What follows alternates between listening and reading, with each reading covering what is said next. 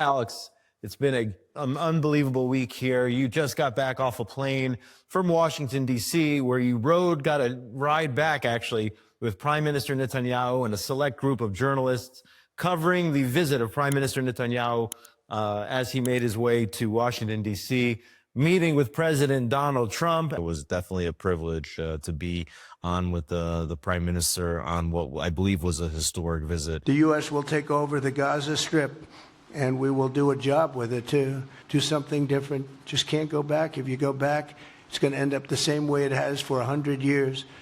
It seemed like the president was sort of ruminating on his own plan during the press conference, talking about building a Riviera on the Gaza Strip, and then also, I think, surprising the prime minister when he said that the United States would take some kind of ownership over the Gaza Strip. And you saw the prime minister make this double take, really, when the president said that. That said, the prime minister saying this is the first good idea that's happened really since the war started. You're starting to see now the accusation shifting from genocide against Israel to ethnic cleansing, forced resettlement, forced transfer.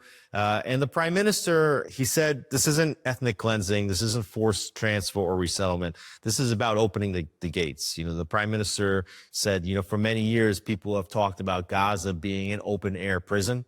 He said the reason why it's called an open air prison is because people are not allowed to leave. You do have President Trump scheduled to meet with the president of Egypt and Jordan in the days and weeks ahead. Both of those leaders have said they don't want any part of this plan. Right. The King of Jordan is coming to the White House already on this coming Tuesday, just 1 week after Netanyahu's meeting.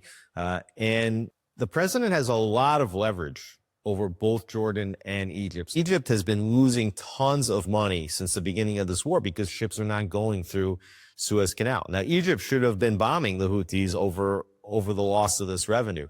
But the economic situation before the war for Egypt was not good. Now it's even worse. If there will be a will, there will be a way. And Trump has this way of using economic leverage of the United States to change the will of foreign leaders.